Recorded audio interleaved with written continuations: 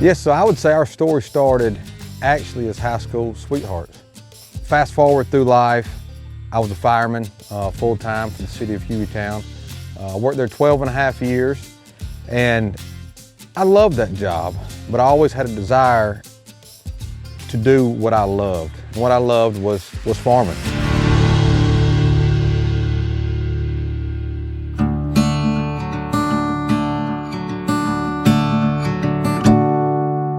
So Evan came to me in the middle of the pandemic.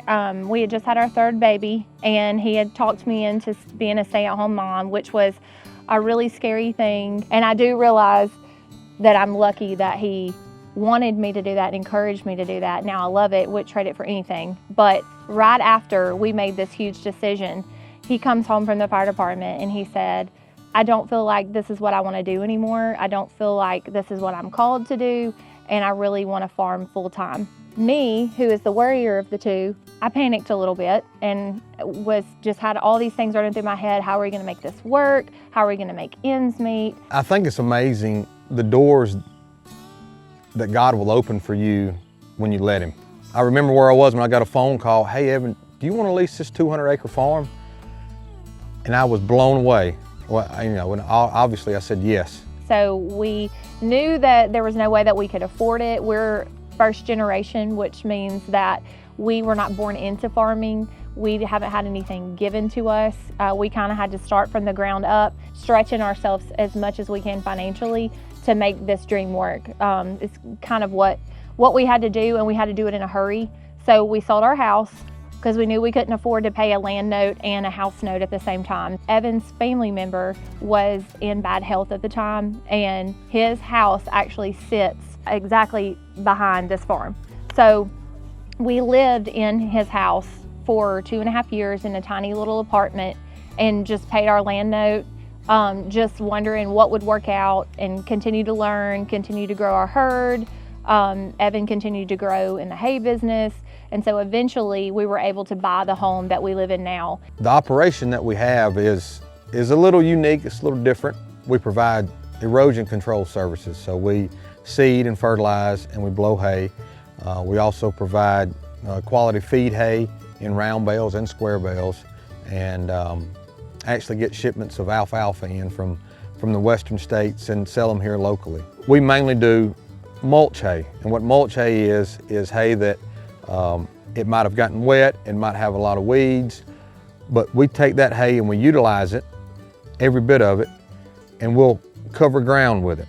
So where there's bare dirt, we'll put out seed, fertilizer, and we'll blow hay over it, and that hay produces a cover and it holds the moisture in and gives that seed a good chance to germinate to prevent erosion control.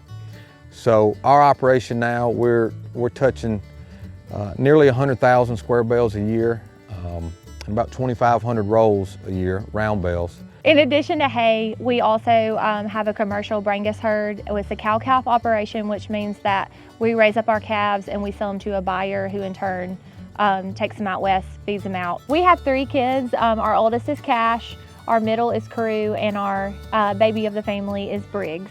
And Cash is such a huge help on the farm, and I think it's important that he's learning this way of life. He's learning the work ethic that it takes. He helps in the hay field, helps feed cows. The 2 little boys, they love feeding cows with us. They love exploring. They love playing in the creeks and in the ponds. And this way of life, I believe, is how we choose to raise our kids, and we're grateful for it. Just like these kids are playing in the background, that's worth every sacrifice, I think, that we've ever made. The fact that we can live on our farm and operate our farm and raise our kids here is really kind of what keeps us going and what gets us up in the morning. I think to be able to make a living off of something that God placed in here, His creation, that's what we make a living off of, is producing that, preserving that, protecting that. So it took me a little while to get there without panicking and worrying about bills and all of that, but I completely understand why Evan made the decision that he did, and I'm grateful that he led us into that, because if it were up to me to take a risk as huge as that, I don't think I ever would have been able to do it. And it's been the most rewarding thing we've done, and it's paid off tenfold. Absolutely. And I don't think it's lost on us that even though this is our story, this same story is going on all across America. And there's so many first generation farmers who are struggling in order to get into the agricultural business. But I want them to know that keep trying, keep pushing. You'll get there. And it's not that we've succeeded or we've met our peak, but looking back over the past 10 years, I can say that I never would have dreamed we would be where we are today. And it's because of the Lord. It's because of great friends that have become family. It's because of a work ethic that I think that has been passed on from generations. And I think it's a drive and a passion in our hearts that we might fail today, but we're going to succeed tomorrow. Something that I believe we'll do to the day we die. We're the Nelsons. And we're Alabama farmers.